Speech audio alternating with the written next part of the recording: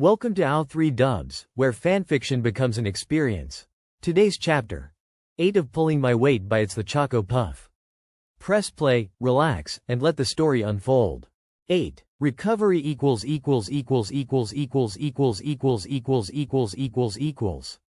Sakura ran out of the village gates like the devil himself was on her heels. She zoomed past the gate guards, absently noting that her favorite Chunin duo had been replaced. 2 unfamiliar women were in their place instead. Then she was bounding through the forests in the direction of the Valley of the End, not a care in the world for how much chakra she was expending as the mantra in her head drowned out every other sound and thought apart from the frantic beat of her heart and not Genma-san please, not Genma-san, no please. She cast out her senses and stayed alert for Genma-san's familiar chakra signature as she ran, hoping against hope that she was not too late. Not 20 minutes later, she sensed it. It was weak, so weak in fact, that she would have missed it entirely had she not had all her concentration focused on finding it. She quickly changed course, barreling towards the area her senses were leading her to, feeling the hints of exhaustion start to seep into her bones. She almost tripped over Shizune when she stumbled into the field, then froze when the extent of the damage done to the clearing finally registered in her mind. Haruno-san? Shizune inquired, puzzled, no doubt noting the pinkette's haggard appearance. Do you know if Tsunade-sama is sending backup? Sakura grinned wryly. Sorry, Shizune-san. As far as I'm aware, I am your backup. Shizune's eyes widened briefly but she composed herself surprisingly quickly and nodded. I stabilized them as much as I could before I ran out of chakra, but it'll all be for moot if they don't get proper medical attention soon. I trust you can carry one of them? She asked Sakura, then glanced towards the girl and did a double take. The pinkette had already hefted Genma's still form of the ground and gently draped him across her back, fitting his limp arms around her neck and grabbing his thighs, all the while careful of the still bleeding wound in his stomach and seemingly uncaring for the steadily growing stain on her brand new Chunin jacket. I'm good to go, Shizune-san.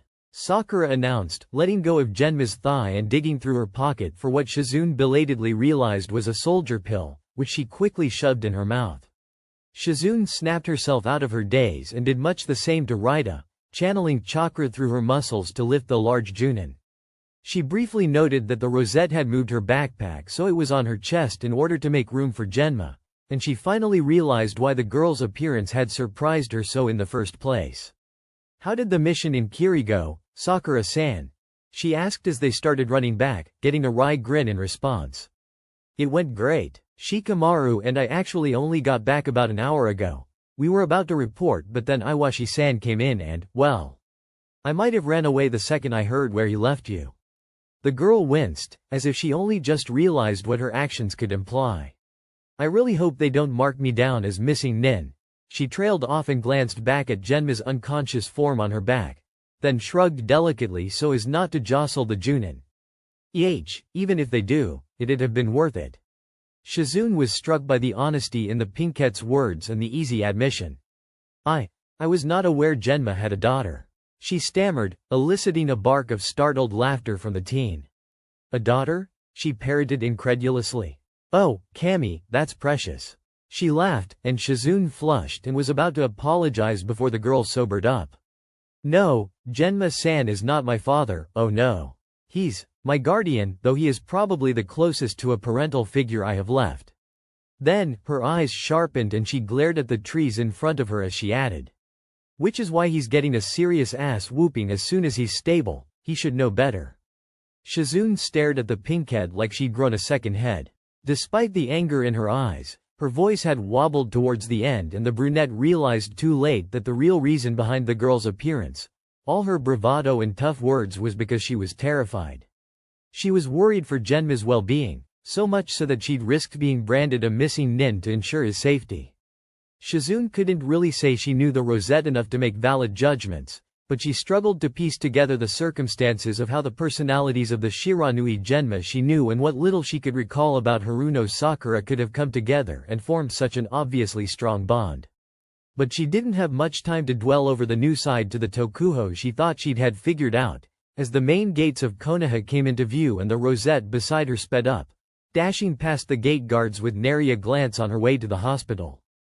Shizune cursed and struggled to keep up, barreling into the hospital a few seconds behind Sakura, and she nearly staggered with relief when she saw that Tsunade-sama was already there, snapping at nurses and interns alike to take the unconscious Tokuho off the rosette and to ICU, then directing them to do the same for Shizune. Tsunade's stern gaze moved onto the pinkette, ready to berate her before her eyes widened in alarm. Sakura swayed, staggered, and would have fallen had the Godem not dashed forward at the last second. Chakra exhaustion, the Hokage pronounced wryly, gesturing for one of the nurses to take the girl away. Seems like she's safe from an ass whooping for another few hours. Shizune winced and pitied the girl when Dishi woke up. Tsunade's wrath was never fun to endure, especially not with the standard headache brought on by chakra exhaustion. When Sakura came to, she got to know the real reason why Tsunade's bedside manner was rarely spoken of. She had none. Sakura had barely managed to pry her eyes open before the nurse hustled out of her room and came back with a very angry Tsunade, who informed her brusquely that the retrieval mission failed but Genma was set to make full recovery. The Rosette didn't have any time to wonder how that made her feel before the Godem launched into full lecture mode and gleefully informed her that she'd have a month of D ranks waiting for her, which would hopefully convince her to think before being an idiot again. God damn it, kid. I was going to send someone to get them. That was far from a pleasant experience. Then Naruto came into her room, sullen and depressed, looking for all intents and purposes like a kicked puppy, and Sakura suddenly remembered what she'd heard before she ran off to save Genma-san. The Uchiha defected. Amidst the anger that the memory stirred up, Sakura had the presence of mind to briefly wonder when the way she referred to him changed from Sasuke-kun to Sasuke and now to the Uchiha. She decided thinking about it gave her a headache, so she instead focused on the much easier emotion to deal with, anger. Why was she so angry though?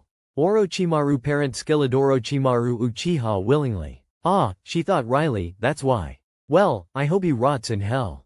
And she was slightly surprised by how much she genuinely wished that Sasuke would meet his unfortunate end prematurely. She'd never been prone to such angry, bitter, vengeful feelings before, but if there was one thing she hated more than the murderous Snake Sanin, it was somebody who willingly chose to join him. I'm sorry, Sakura-chan. Naruto's voice broke her out of her reverie. I couldn't bring him back to us. Naruto? Sakura sighed, wondering how to phrase, "You're an idiot," in a way that was a little less blunt. Did you think that, perhaps, it wasn't up to you to bring him back? It must have been the wrong thing to say, because the blonde immediately jumped back to life. But Tsunade Baan was the one who sent us after him, and I trained with Pervy Sage just so I could be equal with Sasuke Teme, and I could have gotten him, I would have, but then he got some weird stripes on him and… Naruto. Sakura interrupted the tirade, running a hand through her hair. That wasn't what I meant. She reassured him. When he let out a small, oh, and quietened down, she continued. I meant more like, from what I know, Sasuke defected out of his own volition. So, I guess what I wanted to say is, what made you think he wouldn't just leave again, even after you brought him back? Naruto stared at her aghast, as if unable to believe what she'd just said. Sasuke wouldn't do that. I know him, he wouldn't. He left once already, didn't he? Sakura snapped, letting her anger flare. He made his choice, Naruto. And if you knew him so well, then why didn't you stop him? Deep down, she knew she was being unfair, but Naruto's blind optimism had been the last straw. I lost my parents to Orochimaru, Naruto. They were killed in his invasion, helpless. I nearly lost the only man who'd ever cared about me, who gave a damn about my progress to his followers. Don't you understand? I don't care whether Sasuke would or wouldn't. I can't forgive him for leaving us for Orochimaru. Naruto paled and grew oddly quiet, only his eyes growing wide. Why, your parents are. Now it was Sakura's turn to gape. Sensei didn't tell you? She asked incredulously, growing ever angrier when Naruto shook his head. No, Sakura-chan, he denied. I'm so sorry. I didn't know, Sakura-chan. I can't believe, he broke off, sniffling suspiciously. Sakura slid off her bed, pulling out the IV needle and wrapping her arms around her teammate. It's all right, she replied, feeling weirdly as if it were Naruto's parents who died. I haven't made my peace with it, not yet, but I'll get there. She paused, reconsidered. I'll get there, but I can't forgive Sasuke for what he's done. If you want to save him, bring him back and get him cleared of all charges, you're going to have to do it alone. I'm afraid that if I were to try to bring him back now, I'd hurt him. And then you'd never forgive me." To her surprise, the blonde chuckled. "I'd always forgive you, Sakura-chan," he murmured, and Sakura felt oddly uncomfortable, but she kept her arms wound around him. "Then you're much too good for me, always have been," she added after a thought hit her. She drew back but kept her hands on Naruto's shoulders, keeping him at arm's length. "I've been awful to you, Naruto, and I'm sorry.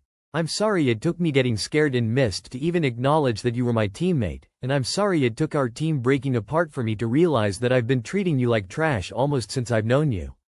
It took her a moment to realize that Naruto was fully crying this time, tears streaming down his cheeks. Sakura-chan," he mumbled, his eyes wide. "I'll go train with Pervy Sage, then I'll come back and we'll both bring back Sasuke Teme and make him regret ever leaving. How's that sound?" he proposed, and Sakura smiled. "I hope you realize I won't just be killing time waiting for you to get back. I'll get better too," she replied, getting a matching, if wobbly smile from Naruto. "Of course. I saw your fight in the exams, Sakura-chan. That was not something just anybody could do, you know." And suddenly, Sakura felt lighter than she'd felt in weeks. Acknowledgement. She finally earned it. "Yeah," she murmured. "I know. Just like I know that just anybody couldn't pull of the Yondaime's Rasengan." Naruto brightened, his grin blinding. "Good luck, Sakura-chan," he replied, pulling back. "To you too, Naruto." She grinned, leading him out of her hospital room, hospital gown, bare feet and all. "Let's prove them wrong, You bet, Sakura-chan." Now Sakura had a certain Tokuho to find, and an ass whooping to deliver. Genma groaned as he regained consciousness, feeling like he'd slept for years if the stiffness of his muscles and how crusty his eyes were as he cracked them open was any indication. He decided to rejoin the world of the living and propped himself up on his elbows, idly registering that he was in a hospital of all places, and two people who looked very much like Raida and Iwashi were sat around the other bed in his room. He didn't get to do much more than that before a sharp pain erupted in his head and his gaze snapped to the right, only to be met with furious emerald eyes and a still raised hand. "What were you thinking?" Sakura screeched at him, her voice at a volume that made him wince. "Kid?" he asked incredulously. "What are you doing here? Shouldn't you be in mist?" But she wasn't placated and, if anything, the anger in her eyes only grew, even if her cheeks looked suspiciously damp. "Did you not get the memo?" she snapped. "You don't get to ask questions when I'm yelling at you." Genma thought he heard a snort from the other end of the room, but he was much too thrown by the teen's words to bother confirming. "You're yelling at me?" he parroted dumbly. "What for?" "Yes, I'm yelling at you." The rosette threw her arms into the air, clearly exasperated before the anger resurfaced. "Now that you're back with the program, let me ask you again. What were you thinking?" When Genma remained silent, the rosette felt justified to continue viciously. "That's right, you weren't.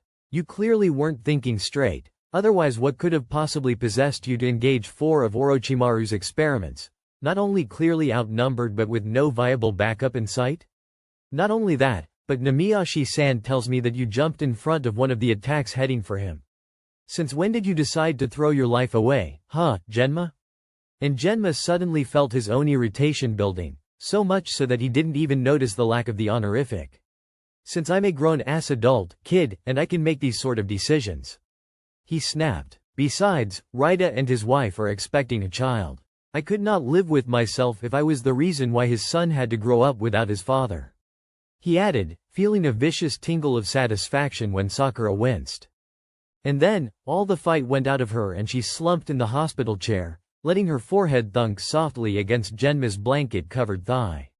"I know," she murmured softly, her voice thick with tears. "Kami, I know, it's just you're the only family I have left, Genma."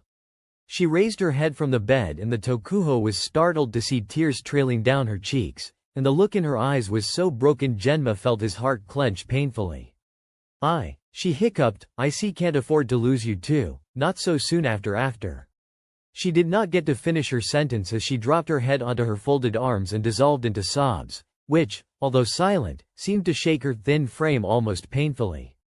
And, suddenly, Genma felt like a right asshole. Absently, he realized that he could no longer hear the quiet chatter from Iwashi and Raida, but he did not stop to think what that could mean.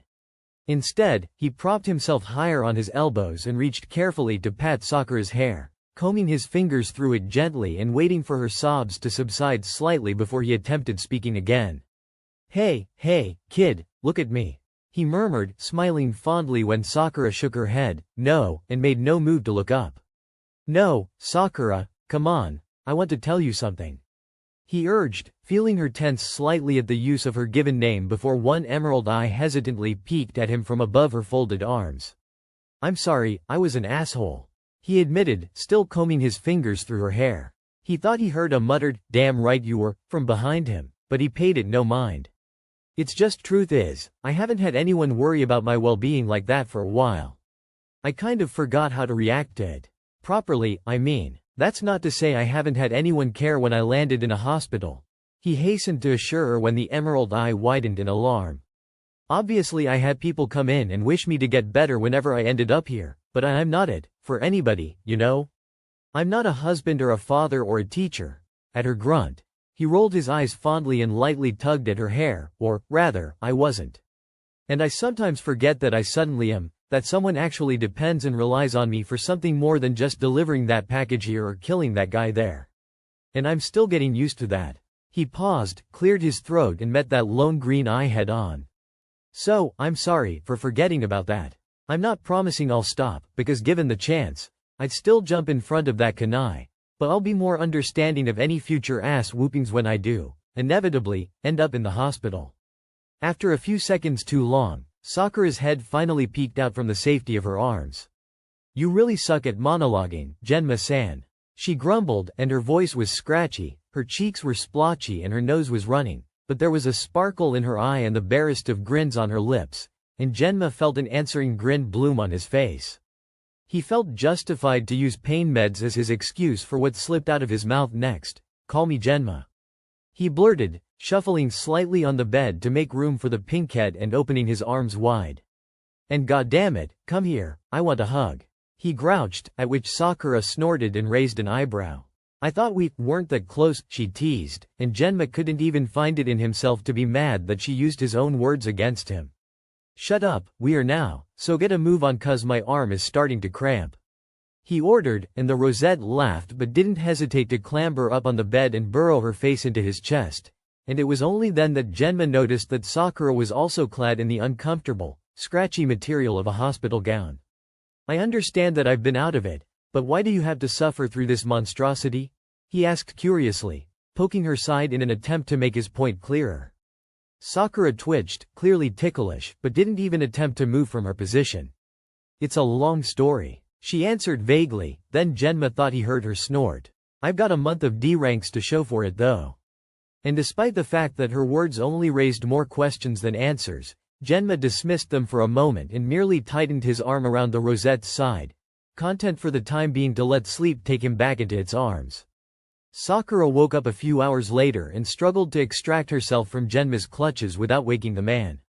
Somehow, over the course of their nap, the Tokuho had managed to wrap both arms around her and lace his fingers behind her back, making escape nigh impossible.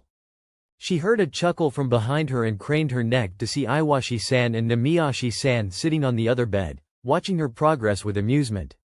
"Need some help?" Iwashi offered, and Sakura nodded, smiling gratefully. "If you wouldn't mind," she replied, wiggling. "I don't want to wake him but I need to go do my rounds," she added, sighing in relief when Iwashi got up to help her detangle herself. "You do know the idiot will probably want to be caught up on all that he missed?" the Chunin asked her foe casually, tugging her free of Genma's arms and onto her feet. "Which will probably include your involvement and what you, sacrificed to save his stupid ass." At that, Sakura winced but shrugged. "Which is why I'm going to make sure I'm not here when that happens. Honestly, I don't care about what I had to sacrifice, as you put it," she explained, scowling when the issue of the Uchiha made itself known in her mind, "and I would do it all again in a heartbeat, should the need present itself. But I'm just not sure I want to be here and see Genma's reaction when he finds out. She trailed off, unsure how to put it. "Not that close," Raida offered, inserting himself into the conversation and making Sakura grin wryly. "Yeah, something like that," she acknowledged, nodding at the scarred man gratefully, but he just waved her off. "If I may, Sakura-san," Iwashi interrupted, smiling as if he knew something she didn't. "I've known Genma for over 10 years. Raida's known him even longer. It's pretty clear to us, after seeing the two of you together, that you and Genma are the only ones who think that way. Sakura took a moment to digest what Iwashi meant, then shook her head and politely excused herself. Regardless if he was right or wrong, she had things to do. With that in mind, she left the hospital, grateful that someone had been kind enough to leave a very generic uniform by Genma's bed that she quickly changed into. She had to roll up the pants and sleeves multiple times, but at least she could get away with that more than if she paraded down the street in a hospital gown. She stopped by the Yamanaka flower shop, then trekked back to the hospital, not wanting to be caught outside when she hasn't been officially discharged yet. With the bouquets in hand and a quick smile to the receptionist, Sakura made her way to the first room on her list. Finding Hyuga Neji's room was easy, and the Rosette walked in so deeply in thought that she did not notice she wasn't its only occupant till after she'd arranged the flowers in the standard vase by his bedside. But when she did, Sakura nearly froze when she realized that Hyuga Hiyashi himself was in his nephew's room with her. Stifling the squeak of embarrassment that wanted to come out, Sakura instead let the year's worth of lessons on etiquette and manners her mother had drilled into her take over as she sank into a shallow bow. Hyuga-sama, please accept my sincerest apologies for intruding. I only wanted to thank Hyuga-san for his actions in retrieving the traitor, and I was so set on that goal that I did not notice you. Sakura apologized to the Hyuga patriarch. She inwardly berated herself for not noticing the man, but she knew that it was merely because she was still reeling with relief that Genma really was okay and was set to making a full recovery that she had not even bothered to scan the room with her chakra before strutting over to Neji's bedside and placing a small bouquet in the vase. She could hear the Hyuga's raised eyebrow before she straightened, but when she met his eyes, his face was back to its impassive facade. I would have thought that as his teammate, you would have had something to say in the Uchiha's defense. Your other teammate and sensei certainly did. He spoke, in the clipped, even tones of a man raised as an aristocrat to whom all this was merely a distasteful joke washed over Sakura, bringing with them an urge to snap, the anger over the whole situation still far too recent a memory. She squared her shoulders and set her jaw, meeting the man's eyes in what she knew could have easily been interpreted as impudence. Perhaps it's odd of me, but I do not defend traitors, Hyuga-sama. Sakura replied icily, and she could have sworn she saw the corner of the brunette's lips twitch upwards by the tiniest of margins, but she paid it no heed. I lost my parents to Orochimaru's attack, and nearly lost my guardian to his cronies earlier this week. I realized that the Uchiha might not have known this, nor fully predicted the consequences of his actions, but in my heart, I cannot forgive anyone who willingly associates themselves with that snake, who leaves their village behind like it never even mattered in the first place. It was a real struggle to keep herself from shouting towards the end, but somehow, she managed it. With a deep breath, she steadied her frantic heart and met the man's eyes once again. All I want to say on this matter is this. I'm sorry Hyuga-san got in the middle of that affair. What I can do, however, is assure you that, should mine and Sasuke Uchiha's paths cross again, I will bring him to justice. Sakura promised, her words echoing with the strength of her conviction.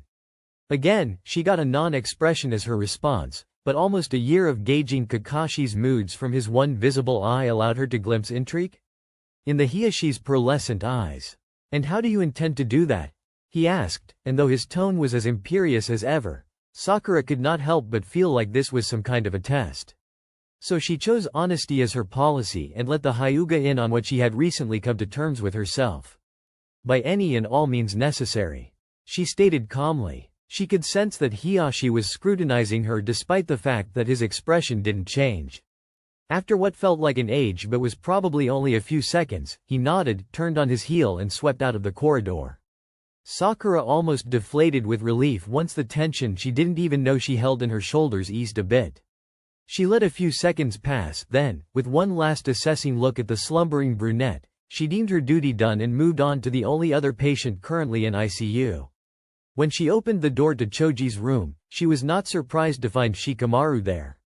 What did come as a bit of a surprise, however, was that Ino and the man she vaguely recalled was Shikamaru's sensei were also there. Sakura elected to ignore them for the moment, choosing instead to add the flowers she brought for Choji to the already filled vase. When she was done, she turned back round and met Shikamaru's knowing gaze. The Nara sent her a tired grin, and Sakura knew that, just as she hadn't left Genma's bedside till she was sure he would be fine, Shikamaru was doing the same to Choji. The only difference between them was that the Nara was in an even worse place than she was, because despite his clan's intelligence and logical prowess, he still blamed himself for his friend's condition. "How is Shiranui-san?" the brunette asked casually, gesturing to the empty seat beside him. Sakura saw his sensei perk up at the name and briefly wondered if knew each other, but she dismissed it in favor of answering her friend. "He was asleep when I left just now, but he woke up about 3 hours ago," she informed the teen, getting a small smirk in response. "And how much did you yell at him when he woke up?" Shikamaru asked teasingly, and Sakura thought she heard Ino gasp, but she ignored it. Truth be told, she was incredibly glad the Nara was able to joke around again. The teen who came back from the Sasuke retrieval mission, as it was now being dubbed, was but a shell of the Shikamaru Sakura had gotten to know over their month together, and it pained her to see it. So she grinned wryly and waved him off. "A fair bit," she admitted easily, "but the idiot deserved it." Shikamaru muttered something that sounded suspiciously like "troublesome woman," but when he saw Sakura's raised eyebrow, he shrugged. "I mean, in all fairness, he did." And the rosette nearly toppled out of her seat at the Nara's easy agreement. "Anyone with eyes who spent 2 minutes with the two of you can see that you care about each other." And, he reminded her mischievously, it was only luck that you weren't branded a missing nin for essentially tearing out of Tsunade-sama's office the second you knew where he was. Plus maybe the fact that she thought your reaction was hilarious. Sakura groaned and let her head thump on Shikamaru's shoulder. "You're enjoying this, aren't you?" she accused, but there was no real heat behind it. "Enjoying what? Ribbing you?" the Nara asked, but they both knew it was purely banter by now. "Yeah, maybe a little." They lapsed into silence after that, and the playful atmosphere that had built up over the past couple of minutes was replaced by solemn silence. Finally, Sakura sighed and murmured, "How are you feeling though?" Shikamaru shrugged, jostling her slightly, but she just shifted and settled her head more comfortably against his shoulder. "I thought about quitting it all for good, after we got back," he admitted just as quietly, and it seemed like they'd both forgotten or elected to ignore the fact that they had an audience. "My old man had a right go at me as well. Told me that if I freak out every time my comrades get hurt I might as well forget about being a shinobi." Sakura made a noise in the back of her throat, feeling indignant on Shikamaru's behalf, which he must have sensed because he sighed and patted her arm lightly. No, I needed that.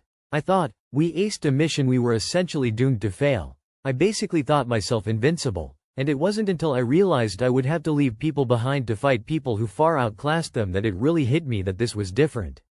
I dunno, Sakura. We've both been granted some time off by Tsunade-sama.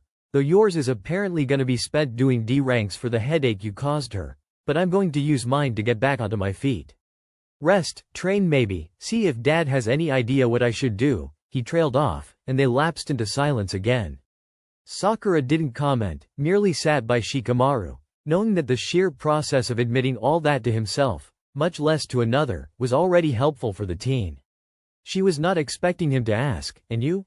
How are you dealing with the Uchiha?" Sakura made a thoughtful noise and steadfastly ignored Ino's eyes boring into the side of her head. "I dunno," she finally replied, sighing. "I'm angry, that's for sure. I also feel betrayed, though we were never really a team to begin with, so I don't know what there was to betray in the first place." She barked a laugh at that, short and bitter and far too loud. "But mostly I just feel disillusioned, I guess. Naruto wants to bring him back. He's so sure that he can save him, so sure that we can be a team again. But we haven't been a team since the Chunin exams, and after thinking about it for far longer than I probably should have, I decided that I'm not sure if Sasuke can be saved. Or even if he wants to be." She mulled over admitting something else and quieting the bitter, vengeful part of her mind that roared for revenge and chaos, but she decided that it was still too soon to reveal her real thoughts about the Uchiha's betrayal. Shikamaru, however, didn't seem to share her concerns. "You want to bring him home in a matchbox," he stated flatly, casually, like it was a simple offhand comment. Sakura couldn't help but laugh. "Yeah," she admitted after she got a hold of herself, her breathing still irregular and tears streaming out of her eyes. "Yeah, I do." Not thinking much about what she was doing, she craned her head up on his shoulder and pecked his cheek. Thanks, Shika, she called as she jumped out and strutted out of the room, having decided to spare the nurse doing rounds the effort of looking for her around the whole hospital again. Somehow, she already felt better. Genma got his answers when he next came to, when he realized that his right side felt suspiciously cold. He cracked his eyes open, noting that Raida and Iwashi had moved over to his bedside while he'd been asleep and Sakura was nowhere to be seen. And the princess awakes. Iwashi crowed, poking Genma's side with his elbow. Too out of it to really snap back, Genma merely scowled at him and turned to Raida, eyebrow raised. Reading the question in the gesture, his longtime partner grinned wryly. She only left about an hour ago, said something about doing her rounds. Genma frowned, but Iwashi didn't let him stew for long before he grinned and nudged him again. Bet you'd like to know what happened while you'd been napping, huh? And what they told him made Genma feel even more like an asshole for how he'd reacted to Sakura's worry. Apparently, the weird barrel the Sound 4 were carrying had contained Sasuke Uchiha, who as of 4 days ago had officially defected from Konohagakure to join Orochimaru. More than that, Genma learned that his kid, which was how Iwashi had taken to referring to Sakura, had also risked being branded a missing nin herself in order to save his ass. She also apparently earned herself a nasty case of chakra exhaustion for her efforts, hence why she'd also been confined to the hospital while Genma was recovering. Suddenly, the kid's comment about how she's got a month of D ranks to show for it made sense. But what got Genma the most was how she chose him to save, not her teammate, her crush, the chance for her team to stay whole but him. He wondered, not for the first time, what on earth had possessed him to offer his help all those months ago when he saw her in the library. He'd already known, damn it, that he would get attached. But he had no clue Sakura was equally attached to him. Most of the time, he just avoided thinking about it, because there was still that part of him that shied away from caring for others and having others care for him in return after what happened to Minato. But, if he really stopped to think about him and the pinkhead, it made sense. They made sense. He'd been unconsciously preparing himself for letting go of his best friend and longtime partner, since Raida was going to retire from active duty for a while to raise his son. It was no surprise to him that he got attached so quickly to another, and the kid's attitude and tactile nature certainly didn't help him to stay aloof.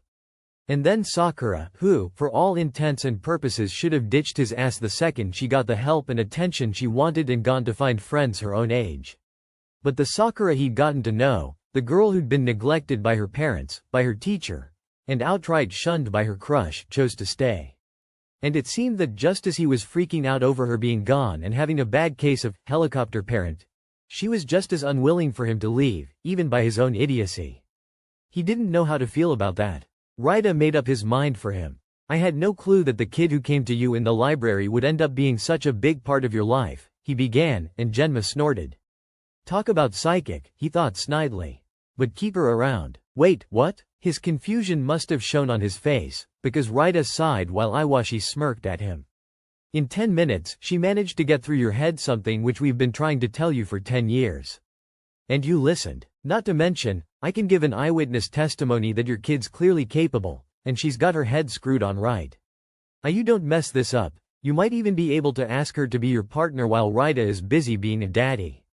What? Wait, he finally choked out. Hold up for just a second, what the fuck? Language, Genma-san, a new but familiar voice called from the door. Genma. He shot back instinctively, only then realizing what had actually been said. He turned all of his confusion and indignation at the pinkhead, his eyebrow threatening to disappear into his hairline at the absurdity of the situation. And since when did you become a mother? He sniped, but the rosette didn't even raise her gaze from the piece of paper she'd been studying, though she replied just as snappishly.